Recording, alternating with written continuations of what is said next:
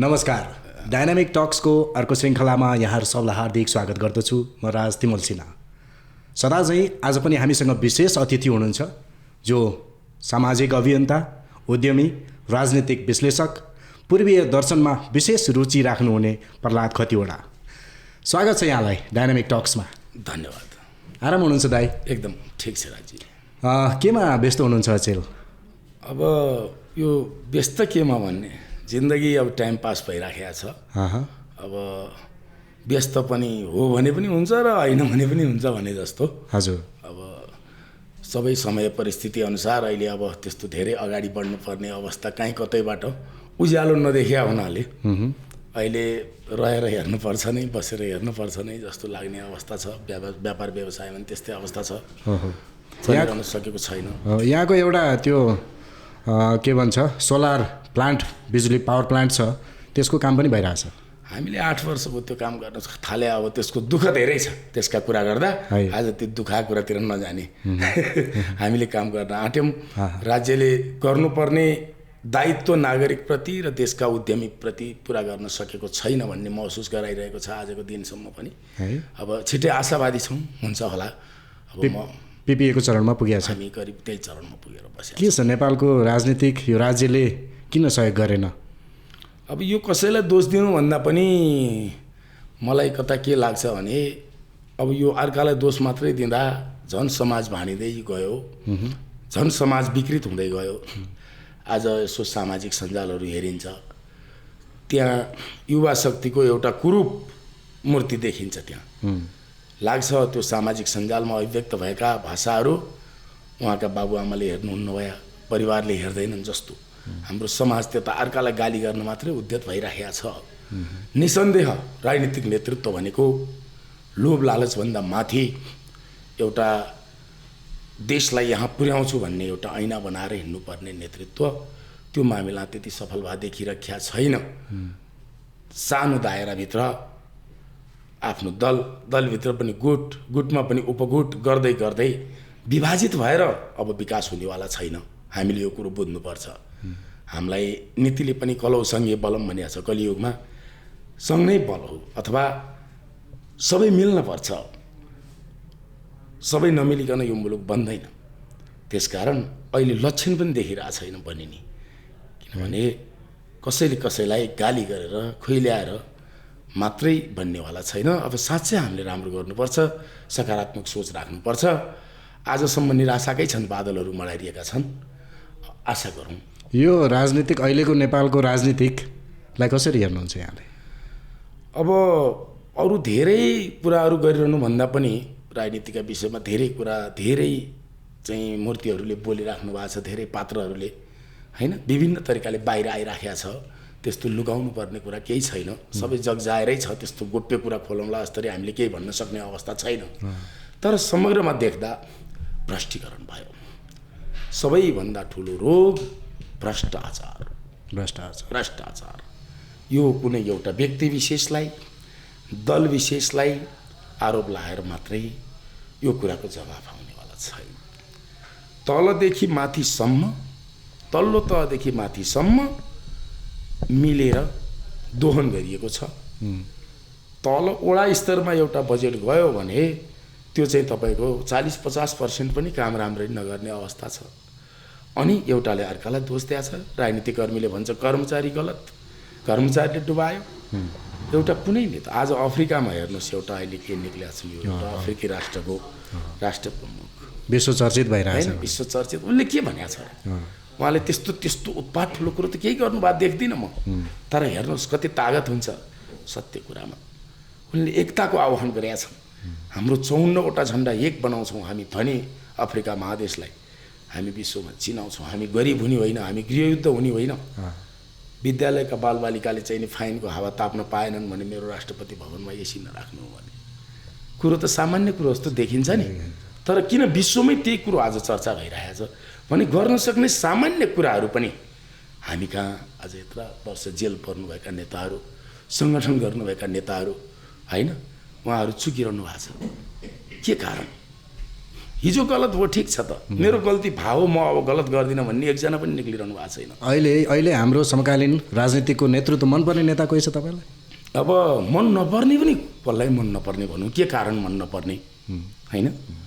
अब मनपर्ने भन्दा पनि त्यत्रो उत्पात ठुलै चाहिँ नि व्याख्यान गर्नुपर्ने त्यस्तो पनि खासै केही देखिन्न। अब गुण त सबै कुरा हामीमा पनि त्यस्तै निहित छ, सबैको केही गुणहरू पनि छन्, राम्रा गुणहरू पनि छन्। यही नेतृत्वले देश विकास गर्ला त? खोइ मलाई त लाग्दैन।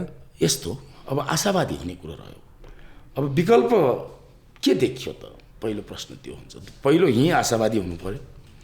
दोस्रो बनेर आएका विकल्पहरूले के गरिरहेछन् त्यो कुराहरू मेजर हुन्छ, त्यसले अर्थ राख्छ जस्तो लाग्छ मलाई। हामीले तपाईँको शेरबहादुर प्रचण्ड, केपी ओली उहाँहरूलाई नै प्रधानमन्त्री पटक पटक देख्यौँ, खोइ त परिवर्तन त भएन। त्यही मैले भने, त्यस कुरा उहाँहरूले सक्नु भएको छैन, त्यो उहाँहरूले महसुस गर्नुपर्छ। मेरो बुझाइ चाहिँ मान्छे आफैमा सबै राम्रो र सबै नराम्रो कोही पनि छैन, राम्रा नराम्रो पक्ष छन्।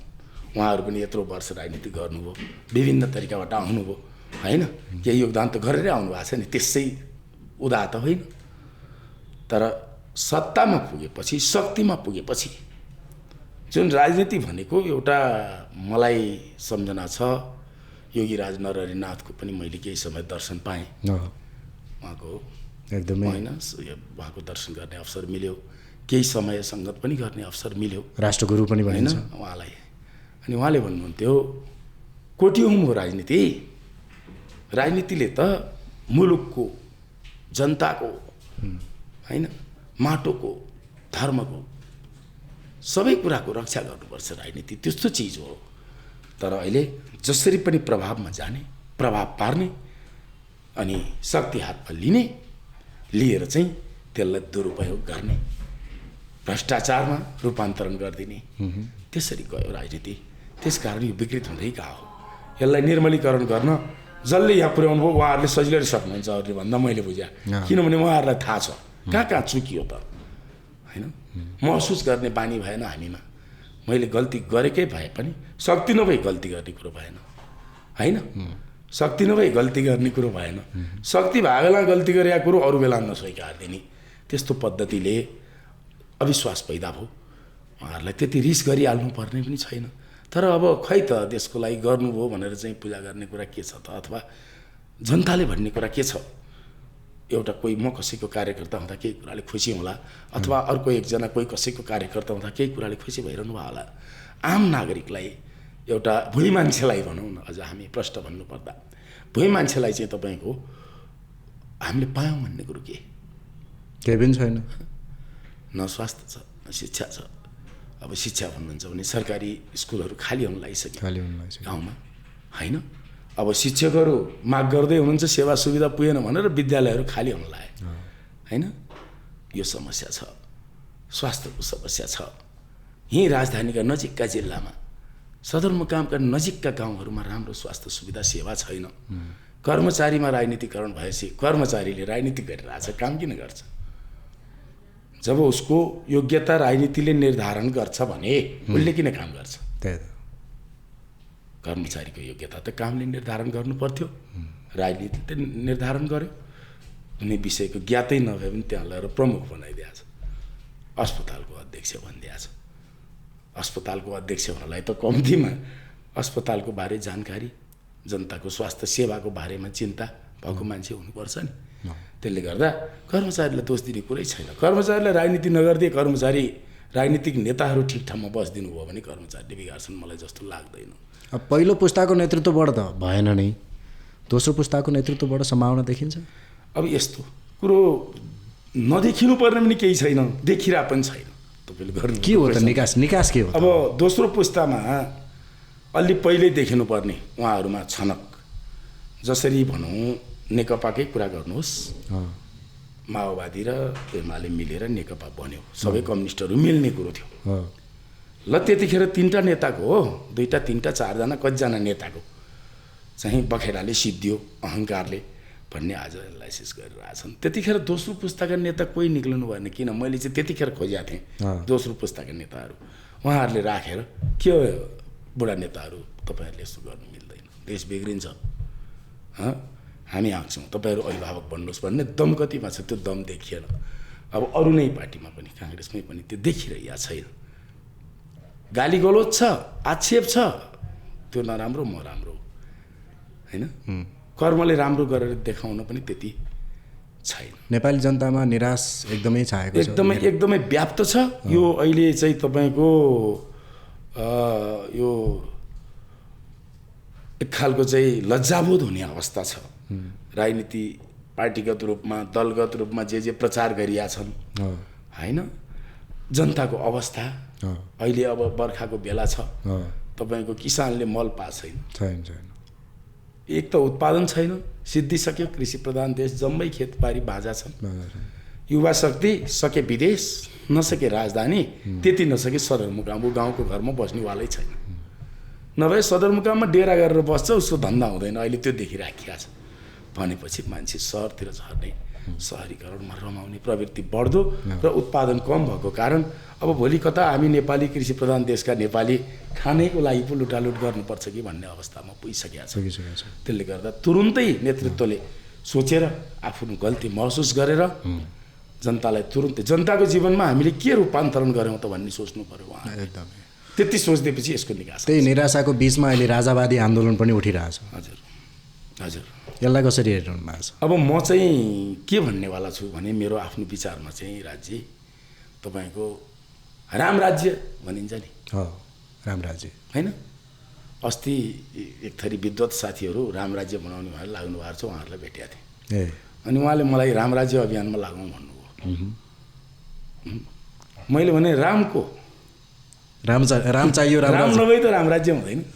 राम राज्यको किन परिकल्पना अहिले चर्चा भइराख्यो भने रामको शासनकालमा सबै जनता प्रजा भन्दा पनि गौरव गर्थे, त्यतिखेर उनीहरू खुसी थिए, त्यसकारण राम राज्य भने। अब त्यो राम राज्यमा जस्तो जनता खुसी बनाउने रामको अहिले देखिरह रामहरूबाट त खासै देखिँदैन यो कुरा छ। त्यसले गर्दा अमुक व्यक्ति अथवा अमुक परिवार भन्दा पनि राजा किन कल्पना गरियो भने जस्तो लाग्छ मलाई भने हाम्रा नीतिले सुरुदेखि नै द्विज राजा, नृप राजा, प्रजापालक, सबैको दुःख हरण गर्न सक्ने सामर्थ्य भएको अगुवा, उसको नाम राजा। त्यस्तो लाग्छ मलाई होइन। त्यो भूमिका गर्ने कोही छ भने राजा फेरि जय जयकार गर्दा केही फरक पर्दैन। अहिलेका हजारौँ राजा भन्दा त बरु एउटै राजा ठिक भन्छन् जनता। अब त्यसरी अहिले लडाइँ नै 19 र 20 को भइरह्यो, त्यो नै समस्या। तिनीहरूले 20 वटा गल्ती गरेछ, हाम्रो त चाडा भन्दा थिएन अहिले राजनीतिक बजारमा आउने कुराहरू। उनीहरूले यत्रो वर्ष लुटे, जहाँ अब यति नै गर्न नहुने भने जस्तो। त्यसरी होइन, मैले यो कसैप्रति लक्षित गरे होइन, त्यस्तो अर्थ नलागोस् होइन तपाईँको।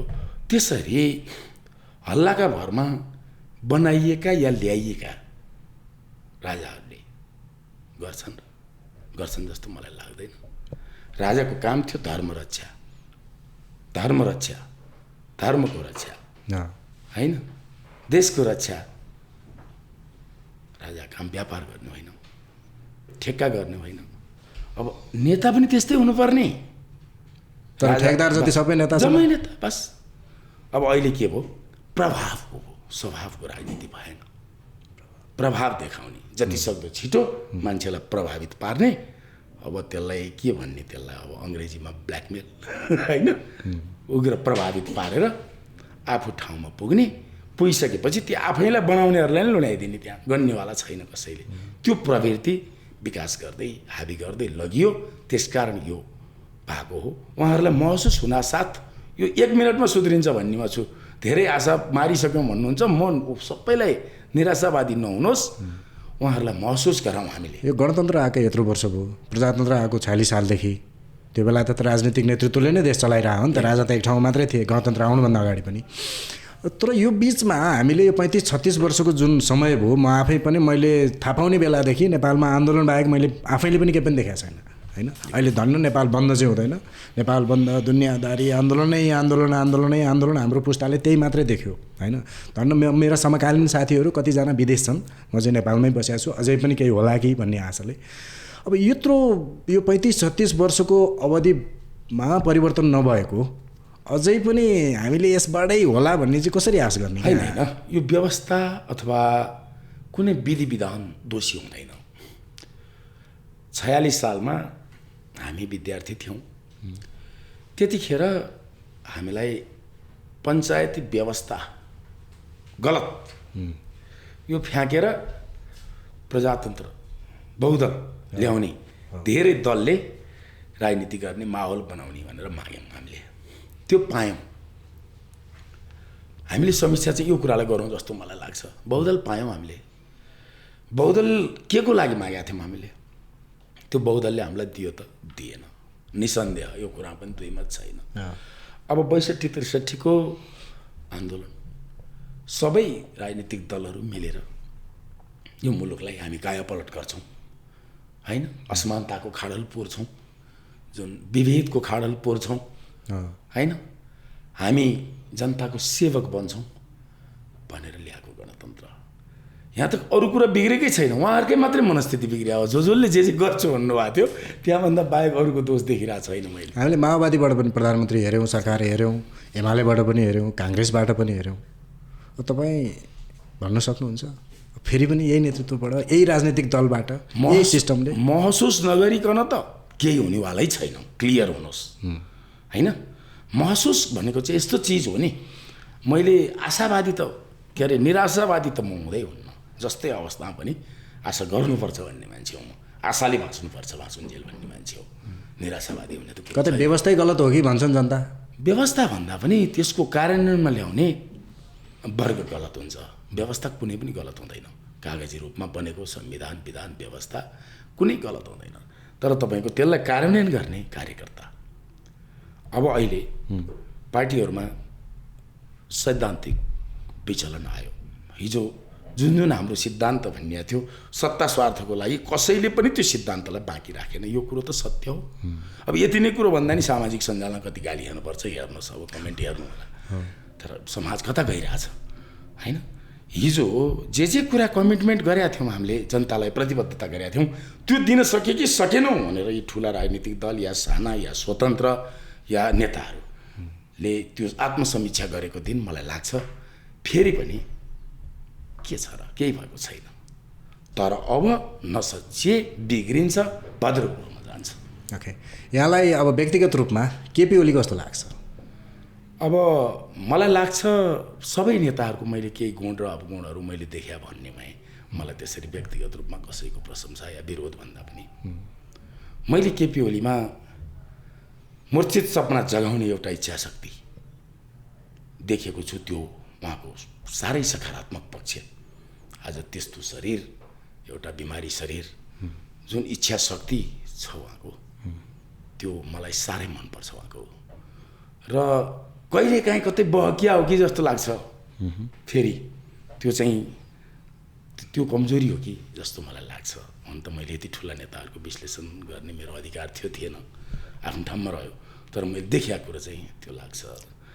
अब त्यस्तै प्रचण्ड उहाँ एकदम छिटो निर्णय गरेर हिँड्न सक्ने नेता हो, तर स्थिरता देखिएन उहाँमा। कत्रो आशा गरेका थियौँ हामीले, आशा गरेका थियौँ उहाँबाट त अरूसँग भन्दा नि बढी। 46 सालको आन्दोलनमा काङ्ग्रेस र वाम मोर्चा कम्युनिस्ट नेताहरूसँग जनताले आशा गरे। उहाँहरूले नेतृत्व गर्नुभएको थियो। मनमोहन अधिकारी, साहना प्रधान, गणेश मान सिंहहरू होइन। त्यो मोर्चालाई विश्वास गरेका थियो। 62-63 त यथार्थमा भन्नुहुन्छ भने उहाँकै लागि, प्रचण्डकै लागि र उहाँकै सेलिब्रेसनको लागि भएको थियो त्यो आन्दोलन भन्ने बुझाएको छु मैले होइन। तर पछिल्ला घटनाक्रममा उहाँ अडिन सक्नु भएन। अडिया देख्दिनँ म चाहिँ, मलाई उहाँको त्यो कमजोरी जस्तो लाग्छ। शेरबहादुर देउबा उहाँको नि आफ्नै विशेषता देखिन्छ राजनीतिमा। अडान छ एउटा, अरू बोल्छन् उहाँ कम बोल्नुहुन्छ, तर सोझो मान्छे, बोलेसी पुरा गर्ने मान्छे जस्तो देखाइरहनु भएको छ अहिले पछिल्लो समय राजनीतिमा।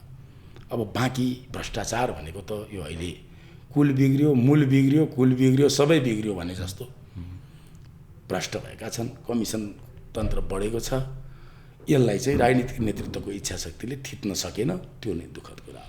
तपाईँको भ्रष्टाचारभित्र त पैसा लिनु मात्रै भ्रष्टाचार पर्दैन, आचारै पर्ने हो नि त भ्रष्ट, होइन? समकालीन नेतृत्वको आचार पनि त्यही नै रह्यो।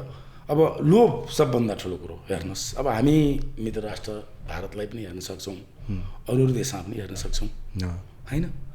सिङ्गापुरले उहाँले बनाए, मलेसिया मोहम्मद महाथिरले बनाए, के थियो र मान्छे छोटो समयमा अहिले पनि देखिराखेका छन् संसारमा। यङ नेताहरू, युवा नेताहरू एक कुरा भिजन लिएर आइराखेका छन्।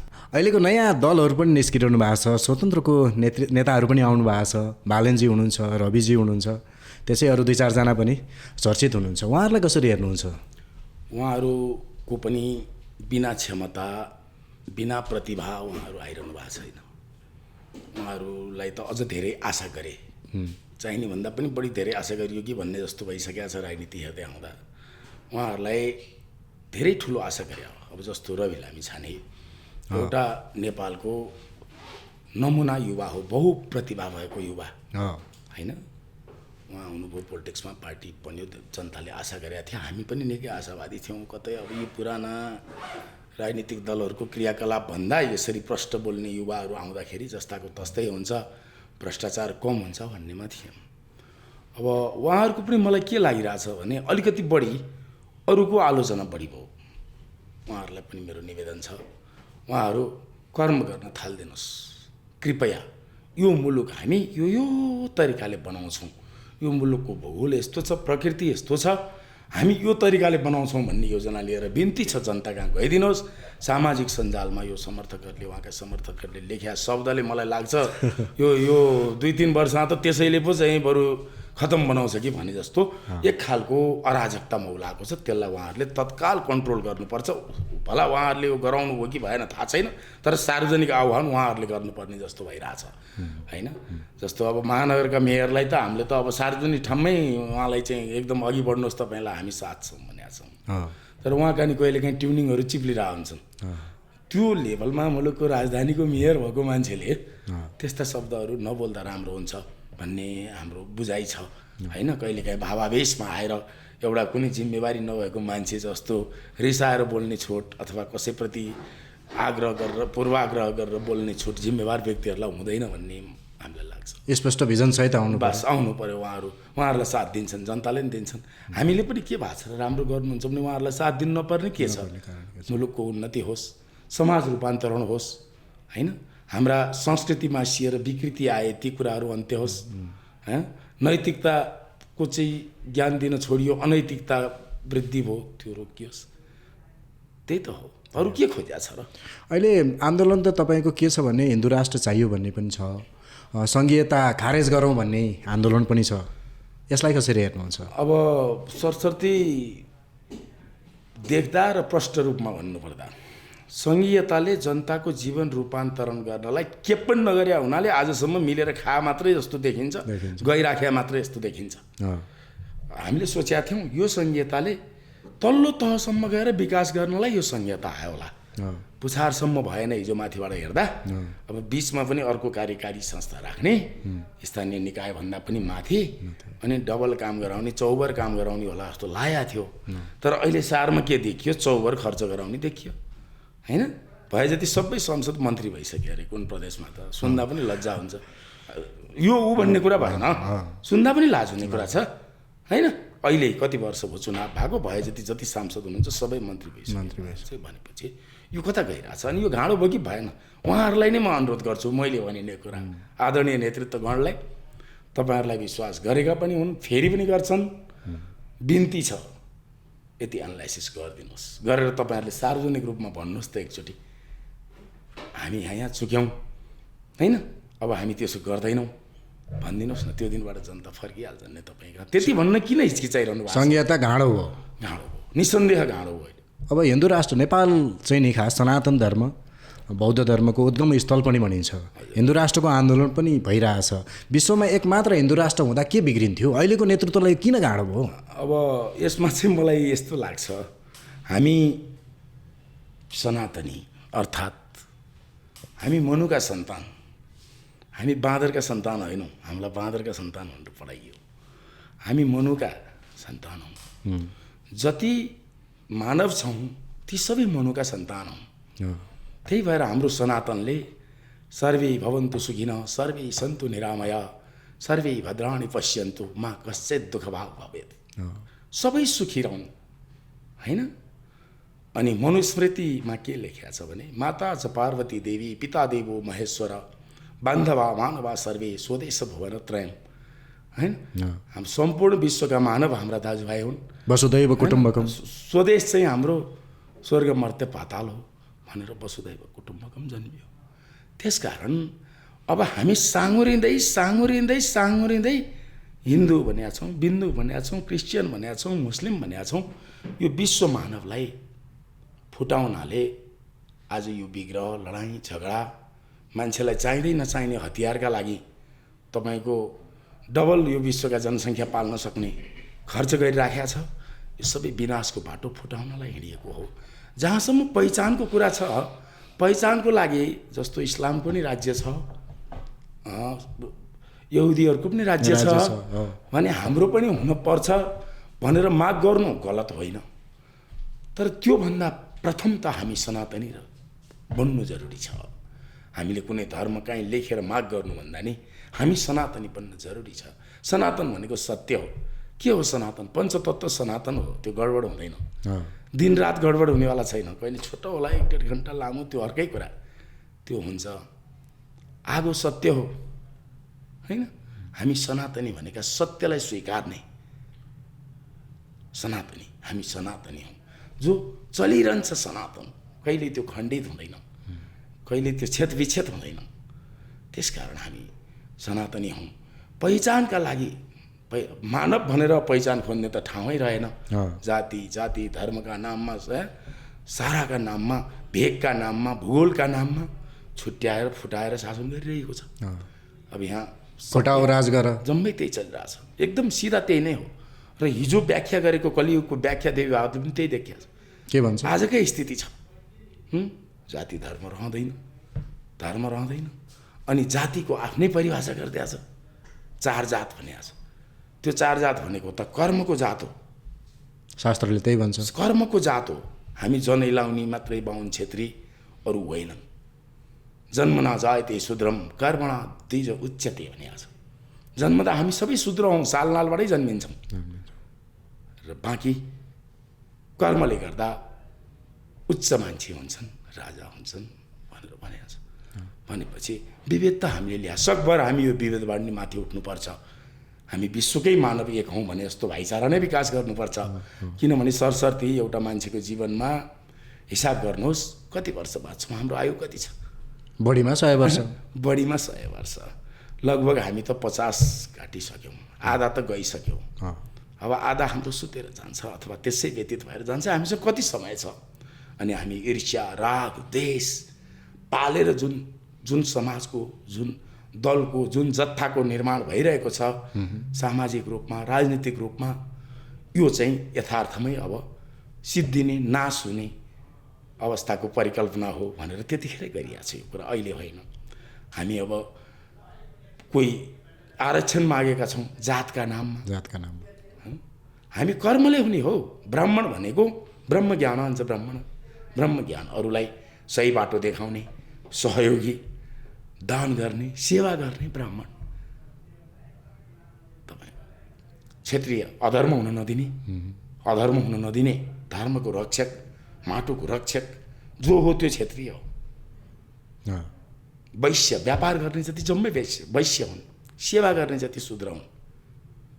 अरूको सेवा गर्ने, जुनसुकै कुलमा जन्मियोस्, बस जुनसुकै कुलमा जन्मियोस्। अहिले मेरो छोरो अमेरिका भनेका छन्, बाजे यहाँ होइन, छोरोले उहाँ टोयलेट सफा गरिरहेछ। तर यहाँ फेरि जातीय अहङ्कार छ। त्यो चाहिँ अहङ्कार हो। काम शूद्रको गरिरहेछ, कर्मले शूद्र हुन्छ। त्यही भएर भनिएको छ, कर्मैले ईश्वर राज इन्द्र बनिए, देवता बने कर्मले, सारा लोक सम्हाल्न शक्ति झरिला, कर्मै गरिदा मिले भनेको छ होइन। कर्म गर्दा हुने कुरा हो। त्यसै पूजित को छ? त्यसै पूजित त एउटा तत्त्व छ, त्यो निरञ्जन छ, निराकार छ, आकारै छैन। परम तत्त्व परमात्मा। बस त्यो एउटाभन्दा दुईवटा छँदै छैन। तपाईँ जोसुकै भन्नुहोस् न, इस्लाम भन्नुहोस्, तपाईँ क्रिस्चियन भन्नुहोस्, तपाईँ सिख भन्नुहोस्, जेसुकै भन्नुहोस् न, हिन्दू मुस्लिम सिख इसाई जेसुकै भन्नुहोस्, तपाईँको चाहिँ यो भनौँ मिडिया मार्फत र फेरि पनि मैले यहाँलाई पनि निवेदन गरेँ, जुनसुकै धर्मका ज्ञाताहरूलाई बोलाएर तपाईँले सोध्नुहोस् ईश्वर कतिवटा छ भनेर। दुईवटा भन्नुभएछ भने बहस गरौँला, होइन भने यो विषयलाई त्यति ठुलो सत्ताको दाउपेच बनाउने चिज होइन, शक्तिको दाउपेच बनाउने चिज होइन। धर्म धारण गर्ने चिज हो। प्रदर्शन गर्ने कि दर्शन गर्ने भन्दा दर्शन गर्ने चिज हो धर्म। अब अहिले प्रदर्शनमा गयो, धर्म पनि प्रदर्शनमा गयो। सप्ताह भागवत भन्यौँ, भागवत पिबत भागवत रसमालयम, भागवतको रस पि है भनिएको छ। के छ त भागवतमा भन्दा आफ्ना इन्द्रियहरूलाई कन्ट्रोल गर्ने, ईर्ष्या कन्ट्रोल गर्ने, रिष्टाह कन्ट्रोल गर्ने, काम क्रोध मद मोहहरू सबै कन्ट्रोल गर्न का लागि भागवत सुन्नुपर्ने हामीले। अब अहिले जानुहोस् त व्यापार पैसा धेरै चढाउनलाई हात्ती चढाइदिने रे, पण्डितजी राम्रो नाचिरहेका भक्तहरूलाई हेर्दै तिम्रो घर आउँछौँ हामी बाटो देखाइदेऊ भनेर हुन्छन्। अब कुन रस पिउने भागवतले? यहाँ समस्या जताततै विकृत छ, विकृत छ। त्यो यो समय नै यस्तै हो, मनस्थिति विकृत बन्ने। त यहीँभित्र युग परिवर्तनका नायकहरू जन्मिन सक्छन्। भित्र आशावादी भइरहनु, बस आशावादी हुनुपर्छ, नत्र त विकल्पै छैन नि। हिजो हामीले 46 सालमा पनि हामीले आन्दोलन गऱ्यौँ, सडकमै उत्रेर। 62-63मा नि सडकमा उत्रेर आन्दोलन गऱ्यौँ। जुन कुराको चाहिँ हिजो त्यहाँ हामीलाई देखाइएको थियो, त्यो कुरो हामीले नपाएको हिसाबले त हामीले कति विद्रोहले के हुन्छ? विद्रोहले त केही पनि भएन अहिलेसम्म पनि। जसले जति जति विद्रोह गरे क्षति मात्रै भयो। यहाँ त सामञ्जस्यता कायम गरेर, छलफल गरेर, आफ्नो गल्ती महसुस गरेर ठुलो कुरो। अहिले नेपाली राजनीतिमा सबैभन्दा खडेरी परेको कुरो त्यही हो, र धर्ममा खडेरी परेको कुरो नि त्यही हो। सबै व्यापार, जम्मै चिज बेचिदिने। आज धर्मको नि मिठो व्यापार भइरहेको छ, यसो हेर्नुहोस् होइन। अनि धारण गर्ने, मान्छेलाई शान्त हुन सिकाउने कसले त अब कसले गर्ने त्यो काम? मिडिया, सामाजिक सञ्जाल हेर्नुहोस्, जताततै असभ्य भाषा, हुँदै नभएका फन्डा, फेक कुराहरू र समाज दूषित बनाइरहेछ। कसलाई कन्ट्रोल गर्ने? यो त अहिले छाडा साँडै होइन, छाडा साँड जस्ता भएका छन् सबै। अब यसलाई सुधार्नु जिम्मेवारहरूले महसुस नगरिकन उपाय छैन। सांस्कृतिक रूपमा एकताको लागि र सनातन धर्मको रक्षाको लागि पनि राज संस्था र हिन्दू राष्ट्र चाहियो भन्छन् जनता। अब यहाँलाई कोही आपत्ति छैन, मैले अघि नै भनिसकेँ। राजा परिभाषा सहितको राजा आउने हो के? No problem. नारायणको अवतार, जनताको सेवक, जनतालाई पाल्ने राजा आउँछन् भने किन मान्दैनन्? अहिले नेताहरूले नि मान्नुहुन्छ त्यो, उहाँहरूले अहिले भनिरह मात्रै हो। राजा पनि स्पष्ट भिजन सहित चाहियो, बस चाहियो। के हो राजाले चाहिँ गर्ने? राजाले गर्ने के? श्रीपेज र पूजा गर्न मात्रै राजा बोलाउने हो र होइन नि? त्यस्तो पूजा त अहिले नेता भइरह नि घर आउँछ होइन। उहाँ अहिले हेर्नुहोस् न, बजेट आइरहेछ, बजेट भाषण भइरहेछ, बजेट पढ्न पाएको छैन, त्यो आइसक्ने कहिले हो? रातो किताबमा पढ्दैछ, बधाई खाइसक्यो नेता। मानव घरमा दसैँ आए जस्तो छ कार्यकर्तालाई, बाले खसी ल्याए भने त्यस्तो तरिकाले गइरहेको छ। यो कता गइरहेछ समाज? यो कुरो जिम्मेवार नेतृत्वले सोच्नुपर्छ। अघि यहाँले योगीजीको पनि कुरा गर्नुभयो, योगी नारायणनाथको। उहाँले भन्नुहुन्थ्यो मूल नेपालको समस्या, मैले उहाँको एउटा भाषण पनि सुनेको थिएँ। उहाँले त्यो बेला यस्तो हुन्छ, अहिलेको यो शिक्षा पद्धति गलत छ, यसले खतम पार्छ भनेर भन्नुभएको थियो क्या। अनि योगीजीसँगको सङ्गतमा यहाँले के पाउनुभयो? अब जतिखेरसम्म सङ्गत गरियो त्यतिखेरसम्म आफ्नो बुद्धिको बिर्कै खोलिएर रहन्छ। अहिले देख्दा सिधा भन्नुपर्दा होइन, उहाँका अब केही बाणीहरू सुन्न पाइयो, केही कुराहरू उहाँका आफूलाई गत लाग्दा ज्ञानका चाहिँ कुराहरू केहीहरू सुन्न पाइयो, अर्कै कुरा। तर उहाँको जति थियो त्यो त हामीले त 25%, 10% पनि बुझ्न भ्याएका रहन्छौँ। 8-10 वर्ष उहाँलाई चिनेर समेक हुँदा। अब मैले पछिल्लो समय हाम्रो यो काले राई प्रपन्नाचार्य, डाक्टर स्वामी प्रपन्नाचार्य स्वामीजीले लेख्नुभएको मिल्किएका झिल्का भन्ने पुस्तकमा अहिले फेरि पढ्दैछु म योगीराज नारायणनाथको बारेमा। अहिले उहाँको विषयमा पढ्दाखेरि मलाई लाग्छ म त्यतिखेर हेर कस्तो मूर्ख भएर छु, कस्तो नचिनिएर छु जस्तो लागिरहेको छ। उहाँ एउटा त्यति अद्भुत विलक्षण होइन सम्पूर्ण इन्द्रियहरूलाई जितेको महात्मा हुनुहुन्थ्यो। साक्षात् गुरु गोरखनाथकै रूप भनेर व्याख्या गर्नुभएको छ स्वामीजीले। त्यो मलाई चित्त बुझाएको छ उहाँको बारेमा पढ्दा, योगीजी माथि न्याय भएछ भन्ने लागेको छ। उहाँले चाहिँ असाध्य चाहिँ नि यो शिक्षा खराब हो, यो चाहिँ नि पश्चिमा शिक्षाले गर्दा नै हाम्रो यो समाज विकृत हुन्छ भन्नुभएको छ। अहिलेको यो समाजको जुन रूपरेखा देखिन्छ, मान्छेहरूको जीवनशैली, वातावरण, विदेशप्रतिको मोह, कसरी हेर्नुहुन्छ? शिक्षा गलत हो? एकदम 100% शिक्षा गलत। शिक्षामा हाम्रा देशका जडीबुटीबारे नपढाउँदा हाम्रो जडीबुटी बाहिर गयो। शिक्षामा हाम्रो यहाँको यथार्थ सत्य, उत्पत्ति कालदेखिका सत्यहरू हिमवत् खण्डहरू बोलिरहेका छन्, त्यस्ता तथ्यहरूलाई नपढाएर हामीलाई बम बारुदका शिक्षा पढाइयो अनि शक्तिको पूजा गर्ने, स्तुति गर्ने परिपाटी बसाइयो। हिजो दैविक शक्तिको गरिन्थ्यो, अहिले आसुरी शक्तिको पूजा हुन थाल्यो। त्यो चाहिँ खतरा भयो समाज निर्माणमा। हिजो दैविक शक्तिको चाहिँ पूजा सिकाइन्थ्यो सानैदेखि। तपाईँ मान्नुहोस् 4 क्लासबाट अलिअलि संस्कृत पढ्न पाइन्थ्यो 7 क्लाससम्म हो। त्यो बिचमा मान्छेको उमेर कल्पना गर्नुहोस्। शिक्षालाई चाहिँ मैले त्यसरी लिएँ। अब मैले योगी नारायणनाथले गर्नुभए जस्तो विश्लेषण गर्न त मेरो सामर्थ्यले भ्याउँदैन, म सक्दिनँ। तर मैले सरसर्ती हेरेको, अब 4 क्लास पढ्ने भनेको मान्छे अब 4-5 वर्षबाट एक कक्षा पढे पनि, एक क्लास पढे पनि 9 वर्ष हुन्थ्यो त्यो 4 क्लास पढ्ने।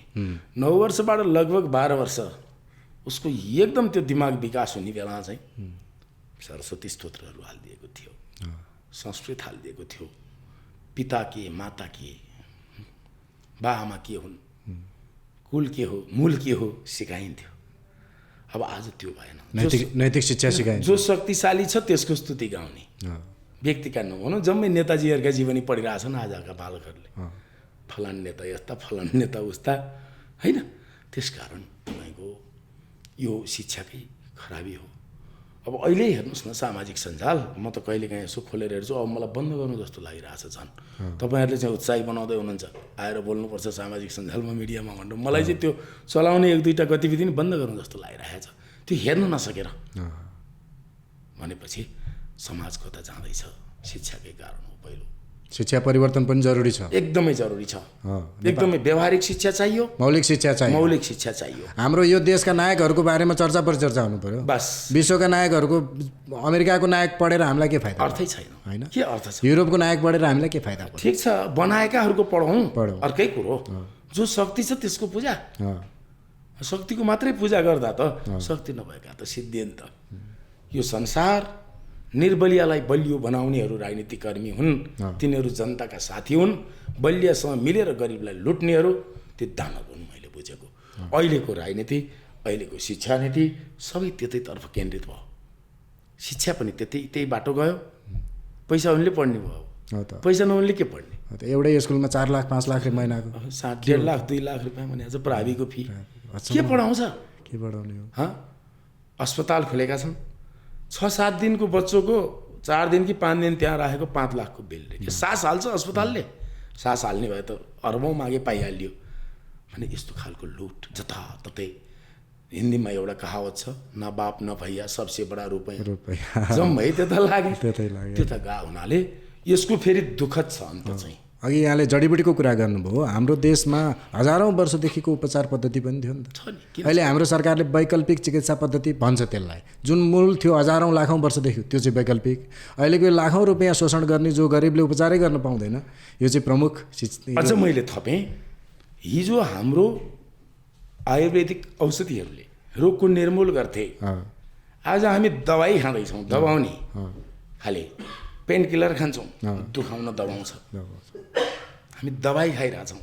रोग निर्मूल गर्ने हाम्रा वनस्पतिहरू सिद्ध्याएर अथवा कौडीको मोलमा फ्याँकेर अथवा दुरुपयोग गरेर हामी चाहिँ दबाई खाइरहेछौँ। यही कुरामा गुनासो थियो योगी नारायणनाथको। एकदम हाम्रै देशको हिमाली जडीबुटीहरू यहीँ छ, सब कुरा दुःखी हुनु पर्दैन होइन। शिखरणी यात्रामा उहाँले कत्रो लेख्नु भएको छ? उहाँ त्यो त अब उहाँको त 700 लगभग 750 कृतिहरू छन् प्रकाशित। शिखण्ड यात्रा पढ्नु भएको छ है यहाँले नि? हजुर अलि। केही श्लोकहरू याद छन् त्यसका? अब त्यो बडा गजबको छ त्यो। अब त्यो कहिले साध्य, त्यो समुद्र हो त्यो। तर पनि अब उहाँको एउटा श्लोक मलाई याद आइरहेको छ जहिले पनि। म एकै बोलीको लखछु पछुतो छैन मनमा, हजारौँ बाधाले पछि नहट्ने योग छ तनमा, थकाइ मार्दैनौ सफल नगरी जीवनभरि, मरी जन्मी फेरि उही पथ लिने सद्व्रत छयो भन्नुभएको थियो। म सानै थिएँ त्यतिखेर, त्यो पढ्दा भाव विह्वल हुन्थेँ। ओहो योगीराजको म यही बोली जे हो मेरो त्यही हो, मलाई पछुतो छैन, मरेर पनि यही बाटो जन्मन्छु भन्ने उहाँको दृढता थियो। अहिले त यस्तो श्लोकहरू, हाम्रो नैतिक शिक्षाका श्लोकहरू धेरै लोप हुँदै गए। ती किताबहरू पनि पाइँदैनन् त्यति, कसो हो? यस्तो भयो, हिजो सत्य शक्तिको मात्रै प्रचार हुन्थ्यो, प्रशंसा हुन्थ्यो। कविता लेख्ने कविहरू धेरै थिए, हुनुहुन्थ्यो हिजो पनि। तर कवि शिरोमणि लेखनाथका कविता पढ्न पाइन्थ्यो, उहाँ शिरोमणि भए हुनाले। महाकविका कविताहरू पढ्न पाइन्थ्यो, उहाँ महाकवि भए हुनाले देवकोटाका कविताहरू प्रकाशित भए। गुणरत्नमाला थियो होइन, गुणरत्नमाला थियो। यी यस्ता यस्ता धेरै चिज थिए जसले चाहिँ तपाईँको हामीलाई ज्ञान दिन्थ्यो, शिक्षा दिन्थ्यो। हामीले 9 क्लास पढ्दाखेरि आमा भन्ने कविता पढेका थियौँ होइन। आज त्यो कहीँ पनि देख्दिनँ म, त्यो कुनै पनि कोर्समा। अहिलेका बच्चाहरू त त्यो बच्चाभन्दा गरौँ किताब बोक्छन्, झोलाभरि के पढाउने हो थाहा पनि छैन होइन। कोही अक्षर लेखेका भएर एउटा कपी सिद्ध्या छ, ए लेखेका भएर बी लेखेका भएर, अब यो कहाँ पुग्ने शिक्षा भने जस्तो होइन। तपाईँको अहिले त्यस्तो आमा कविता अलिकति आउँछ के छ? अब बिर्सिनु भयो कि? त्यस्तो बिर्सिसकेका त छैन। सुनौ न भाइ, के भएर अहिलेको नयाँ पुस्तालाई जानकारी पनि हुन्छ। मलाई पनि मैले अब एक श्लोक सुनाइहालौँ। झिकेर मुटुको टुक्रा आँखा भित्र अटाउँछिन्, भोक भोकै बसी आफू छाती चुस्न खटाउँछिन्, जिन्दगी भन्छ आमाले खाएको घाँस घाँसमा, सृजना मूल हुनामा सृष्टिको इतिहासमा। अब आज खै त्यो कुरा छैन। त्यसले गर्दा यो धर्म भनौँ, हामीले राजनीति भनौँ, समाज भनौँ, यो जगत जम्मै प्राणीको हो। हामी त्यही नियमभित्र जन्मेको एउटा चेतनशील प्राणी हो। त्यहाँभन्दा बढी हाम्रो हैसियत यहाँ छैन भन्ने बुझ्नुपर्छ मान्छेले। दाइले धर्म चाहिँ के बुझ्नुभयो खास? धर्म धारण गर्ने चिज, अरू केही होइन। के धारण गर्ने? धारण गर्ने, आफू आनन्दमा रमाउने, सर्वे भवन्तु सुखिनः सर्वे सन्तु निरामया भन्ने। धर्म भनेर 2टा अक्षर लेखिदिएर त कतिवटा व्याख्या गरिदियो, गर्दैन। के धर्म थपिदियो, अगाडि नाम थपेर के व्याख्या गरिदियो, गरिदियो। त्यसले गर्दा अब पुराण, वेद पुराण भनौँ, वेद सृष्टिपछि पहिलो नै वेद हो। पुराणले भनेको छ 18 पुराण लेखिसकेपछि वेदव्यासले अन्तिम श्लोक, अष्टादश पुराणेषु व्यासस्य वचनद्वयं परोपकार पुण्याय पापाय परपीडन भनेको छ। त्यही हो धर्म। पाप अब के तपाईँ अर्कालाई पीडा दिनुहुन्छ, तपाईँ पापी हो, अथवा हामीले पाप गऱ्यौँ, सकभर उपकार गर्नुहोस्, त्यही हो धर्म। अहिले यो अध्यात्मको बारेमा के छ यहाँको बारेमा? अध्यात्म भनेको एउटा के विषय हो। त्यो विषय विभिन्न विषय जस्तै धर्मभित्रकै एक कोही बम बनाउनु परिरहेछन्, कोही बारुद बनाउनु परिरहेछन्। आध्यात्मिक चिन्तनले चाहिँ हामीलाई के गराउँछ भने हामी भित्रको ऊर्जालाई रिचार्ज गर्छ। आध्यात्मिक चिन्तनले गर्ने त्यति हो। त्यस्तो कुनै वेदैबाट अध्यात्म भनेर आएन। अध्यात्म जब जरुरी भयो त्यो भावको, त्यसपछि आध्यात्मिक शिक्षा बन्यो जस्तो लाग्छ मलाई। नत्र यो अध्यात्म भन्ने थिएन, एको धर्म थियो, मानव धर्म थियो होइन। अध्यात्म भनेको एउटा यस्तो शिक्षा हो, त्यतापट्टि लागेर त्यो खालको ज्ञान लिन थालेपछि जीवनमा हुने पीडाहरू हल्का गर्न मद्दत गर्छ अध्यात्मले। अहिलेलाई मैले चाहिँ बुझेको। नेपाल त तपाईँको यो योग भूमि, धर्मभूमि भनिन्छ। शिवजी नै योगका प्रणेता एकदम होइन, पाशुपति योग एकदम होइन। हजुर। अनि तपाईँको यो अहिले यो बिस्तारो लोप हुँदै गइरहेछ क्या? लोप भन्दा पनि के रहेछ भने लोप त कहिले नै भएन राज्य। हेर्नुहोस्, लोप त कहिले नै भएन। कहिले लोप हुने यो जब तपाईँको पशुपतिनाथको महात्म्य, 64 ज्योतिर्लिङ्गको महात्म्य होइन, नियमुनिले चाहिँ नि विरूपाक्षलाई चाहिँ तपाईँको मुक्त गराउनु भएका सम्पूर्ण तपोभूमिहरू यहीँ छन्। हिजो तन्त्र मन्त्र सबैले काम गर्थे, आज एउटा यन्त्रले मात्रै काम गर्ने बनाइदिए, सबै फेल गराए। त्यही कारण मानवलाई पाल्ने नहुँदै पनि मानव सिद्ध्याउने चिजहरू बनाइराखेका छन्। म सुन्थेँ सानो हुँदा तपाईँको खेत रोपाउने रे तन्त्रद्वारा होइन ठुल्ठुला। अहिले पनि म अब धेरै कुरा त मैले त्यति म जानकार होइन, म एउटा विद्यार्थी मान्छे हुँ, सबै कुरो बिस्तारै सिक्दैछु बुझ्दैछु मैले पनि भर्खर। तपाईँको चाहिँ नि हिजो जति यो अरू केही गर्नै पर्दैन नेपाललाई, 64 ज्योतिर्लिङ्ग जति छन् हिमवत खण्डमा उल्लेख भएका, त्यति ज्योतिर्लिङ्गलाई जगाएर पूजा मन्त्रले मात्रै जगाउँदा पनि नेपालको रक्षा हुन्छ, पशुपतिनाथले रक्षा गर्छन्। र मछिन्द्रनाथ र पशुपतिनाथ दुईवटा नाथले पालेको नेपाल या काठमाडौँ भन्छु म। यसो हेर्नुहोस् तपाईँको अहिले काठमाडौँ हेर्नुहोस् न, उब्जनी हुने जति जम्मै घर बनिसक्यो होइन। कसले पाल्या छ यो लगभग 50 लाख 60 लाख मान्छे कसले पाल्या छ भन्दा पहिल्यै पशुपतिनाथले पाल्या छन् भन्छु म। भनेपछि यो यथार्थ कुरालाई सृष्टि त यही चिज भयो नि त राज्य, हामी पो बाँचिरहन्नौँ अथवा कोही बाँचिरहेन, तर सृष्टि त यही हो नि। यसको स्वरूप चेन्ज भयो होला, काहीँ डाँडोसम्म भयो होला, समुद्र भयो होला, तर सृष्टि त यही हो नि। कहाँ छ कसैले केही लगेकै छैन। म त्यही भएर कहिले काहीँ यसो सोध्छु, यी नेतागणले आदरणीय नेताहरूले किन नसोच्या होला, सबै 60-70 नागिसक्या हुनुहुन्छ, उहाँहरूलाई कति दिन बाँच्छु भन्ने होला होइन। उहाँहरूले यति सोचिदिया दिन त यो देश काया पलट भइहाल्थ्यो नि जस्तो लाग्छ मलाई कहिले काहीँ। एकदमै। अब मानव जीवन के रहेछ दाइ? टाइम पास टाइम पास त टाइम पास नै हो। तैपनि जीवन बारेमा यहाँले के अहिलेसम्म के पाउनुभयो? अब यस्तो रहेछ, कसरी जिउने भनेर आफूलाई ज्ञान आएपछि आफूले निर्धारण गर्ने कुरा, नत्र भने आफ्ना भाग भोग अनुसार जीवन जिउँदो रहेछ मान्छेले, मेरो बुझाइ। भाग भनेको के त भन्दा जन्म पुनर्जन्मसँग जोडिएको हुन्छ यो कुरो, आफ्ना कर्महरूसँग जोडिएको हुन्छ। जस्तो मैले अब पत्याउलान् नपत्याउलान् अहिले जो मुलुकका प्रमुख हुनुभएको छ, कार्यकारी हुनुभएको छ, प्रधानमन्त्री हुनुभएको छ, ठुला नेताहरू हुनुहुन्छ, उहाँहरू अघिल्लो जन्ममा निकै दानवीर हुनुहुन्थ्यो, दानी हुनुहुन्थ्यो, धर्मात्मा हुनुहुन्थ्यो, त्यसको प्रतिफल आज जन्म उहाँहरूको। मैले कहाँ सुनेको थिएँ, योगी उच्चतम योग प्राप्त गरेको व्यक्ति अलिकति उहाँबाट भ्रष्ट भयो, योग भ्रष्ट भयो भने राजा हुने अथवा प्रधानमन्त्री हुने। त्यो अब त्यहाँसम्म त मेरो ब्रह्मले अझै भ्या छैन, तर सरसर्ती म के अनुमान गर्छु भने उहाँहरू हिजो पक्कै सत्कर्म गरेर आज ठुलो मान्छे बन्नुभएको छ, तर अहिले गरेका कर्मले उहाँहरूलाई फेरि साइजमा पुर्याउँछ। अथवा हामी पनि त्यही हौँ, रहरले कोही काहीँ जन्मिन पाउँदैन नि, कोही एकदम सुन हिराको चाहिँ नि टन्न धनै धनमा जन्मिन्छन्, कोही 2 छाक खाने नि धौधो हुने ठाउँमा जन्मिन्छन्। कसले बुझ्न सक्छ यो कुरा होइन? सबको फरक छ नि त त्यो। त्यसले गर्दा जीवन कसरी जिउने भनेर तय गरिसकेपछि जम्मा 2टा कुरो पाइन्छ, तपाईँ स्वभावले बाँच्ने कि प्रभावले। प्रभावले बाँच्ने भए तपाईँलाई नक्कली कुरा धेरै चाहियो।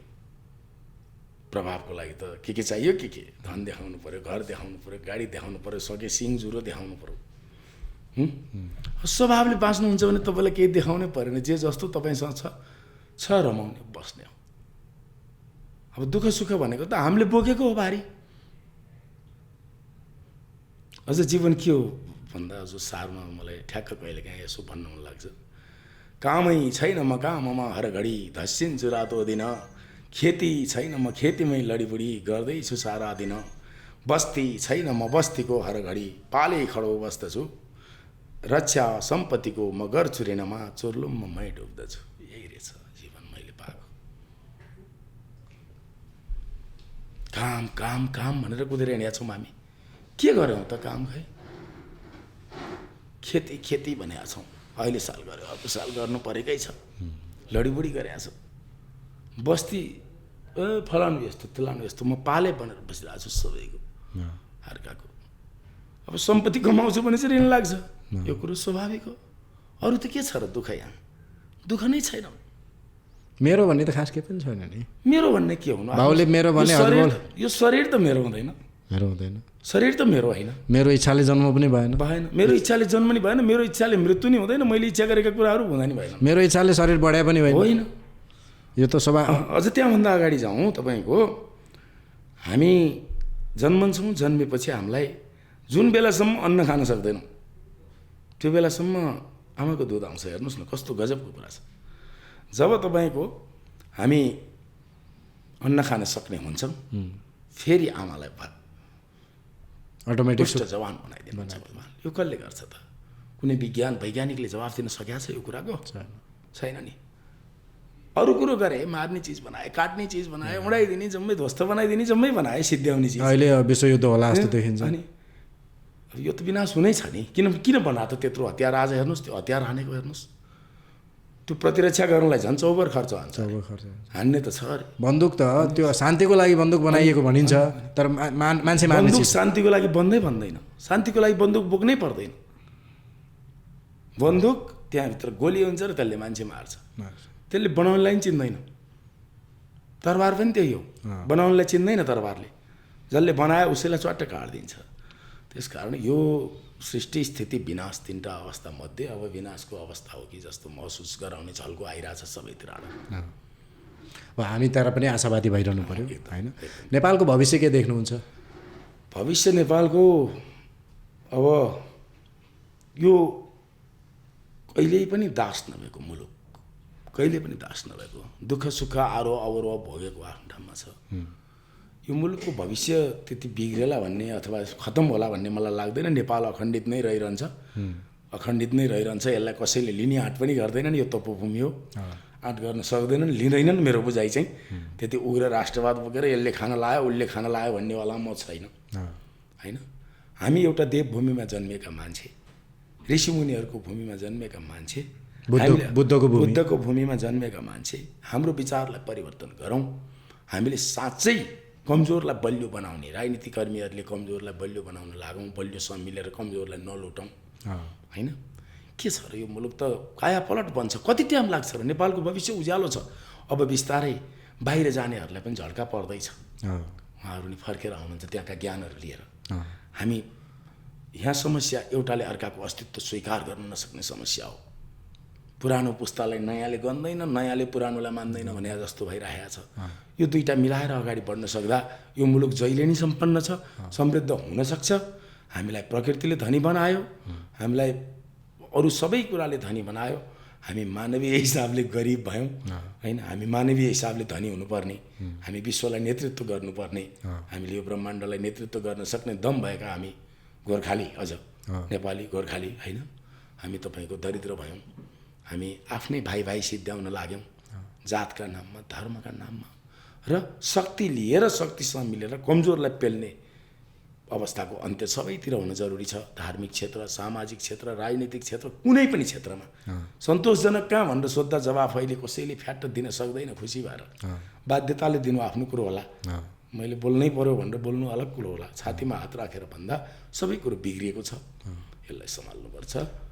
बेच्नुपर्ने तपाईँको जडीबुटी थियो, हिमालको पानी थियो, कृषि अर्ग्यानिक कृषि थियो, मान्छे बेचिरहेको छ। अनि सजिलो त्यसमै छ नि त। मान्छे पनि त्यस्तै छ, खुसुक्क जाने, धेरै कमाएर आउने, उसलाई पैसा चाहिएको छ। गाउँको खेतबारी बाँझो राखेको छ। यो त बिग्रिसकेपछि बाहिर आउने नि त हो नि। यो त निरन्तर चलिरहेछ, कहाँ रोकिया छ तपाईँको? न सुन तस्करीहरू रोकिएका छन्, सब सेटिङमा चलेको छ। सेटिङ बिग्रेपछि भद्रगोल हुन्छ।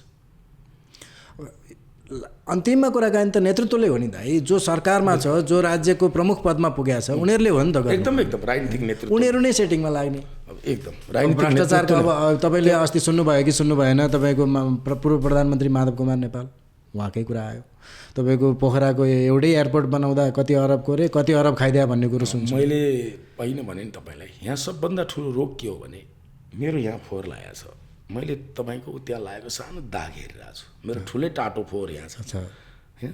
अनि शक्तिमा पुगेपछि उन्मादले भ्रष्टाचार नगर्ने मान्छे छैनन् भने जस्तो स्थापित हुनु खोज्दैछ। फेरि पनि के चाहिँ सकारात्मक हामी हुनुपर्छ भने कर्मको फल त मिल्ने रहेछ नि त। आउनु त आयो नि त जोसुकैले।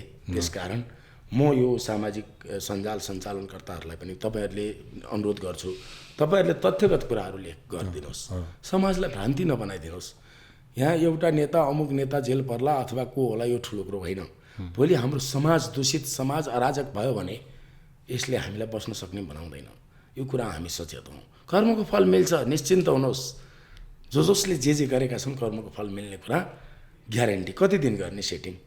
सधैँ एकनास पाखुरामा बल हुँदैन। मसँग छैन 28-30 वर्षको जस्तो बल अहिले मैसँग छैन, अरूसँग होला र मसँग भइदिए भए अरूसँग नै हुन्छ भन्नुहुन्थ्यो। सबैको उमेर ढल्दै जाने होला, घट्दै जाने होला नि, उमेर बढ्दै जाँदा बल हुने कसैसँग होइन होला।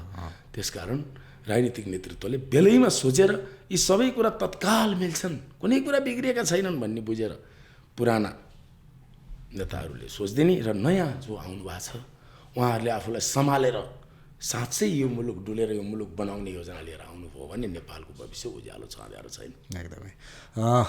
यहाँलाई अब मैले सोध्न बिर्सेका र यहाँलाई भन्न मन लागेका कुरा केही छन्? त्यस्तो अब भन्न मन लाग्ने त के छ र, अब अन्तिममा भन्नुपर्दा मैले के भन्छु भने यसैमा जन्म्यौँ, यसैमा हुर्क्यौँ, यसैमा बिलाउँ, फुटेका भाइ छुटेर सबै छुटेको मिलाउँ, सब कुरो मिल्छ, समस्या छैन। फुटेका जुटौँ, छुटेको मिलाउँ, के छुट्यो?